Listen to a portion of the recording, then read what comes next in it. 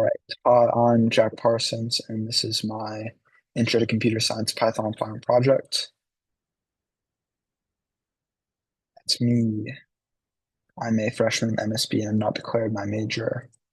So, the platform I'm choosing to look at is Loan Street, which is an online platform for loan trading, participation, and servicing. So, the loan participations, which is what I will be looking at, these kind of allow financial institutions to buy and sell portions of loan pools, which are large sets of individual loans packaged together as a product, and Loan Street is used by 1,300 plus financial institutions. So to access it, you just go to loanstreet.com, put in your login, go to the reports tab, and then select the loan level CSV file right there. The April reporting isn't complete yet, so that's why there aren't as many files in the April period as the other periods.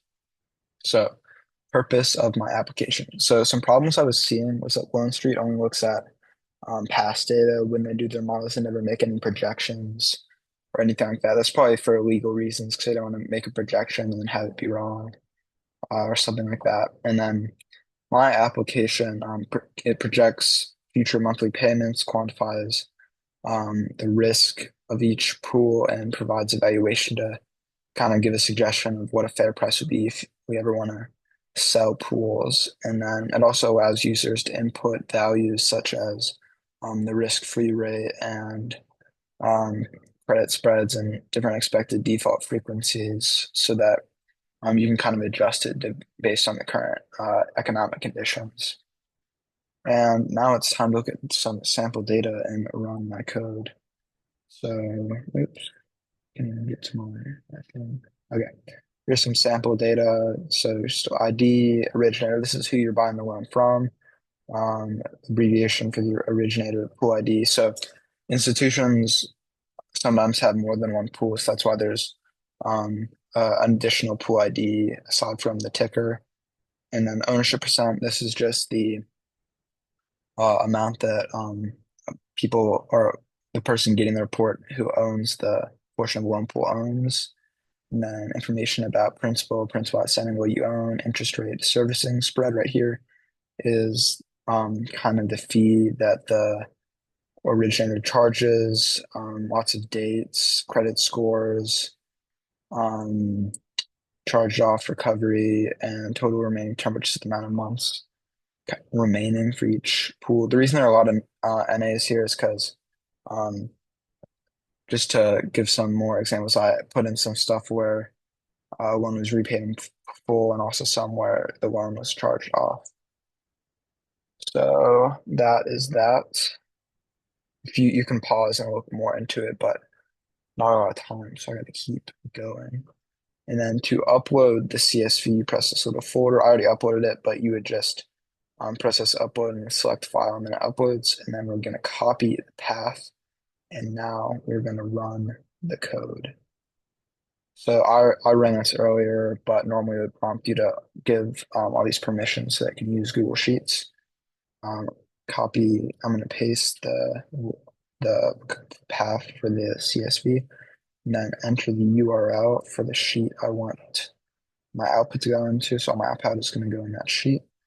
We're going to pretend the day is April, or the last day of the reporting period is April 1st, 2025, since we're looking at March. Like the sample data I made is for March. And then these are some assumptions. Let's say I do want to change them. I'm just going to change um, the default recovery rate, but you can change whatever you want. So I'm just doing this for time, pretend that everything else looks good. Say it's 75%. That's just like if the loan defaults, the amount of the principal we expect to get back. So that's what the default recovery rate means. So I don't want to change anything about the expected default frequency. So now I'm going to let the code run. I do want to report one level reports by pool, and now it's all good. So right here, projected monthly payments. So um, during April, we can expect to get this much money, and then it goes down till everything matures. Summary has lots of information about what's delinquent, like the percentage of the principal that's delinquent. Valuation right here. So say like if we wanted to sell a fair price would be around 1,568 owns outstanding.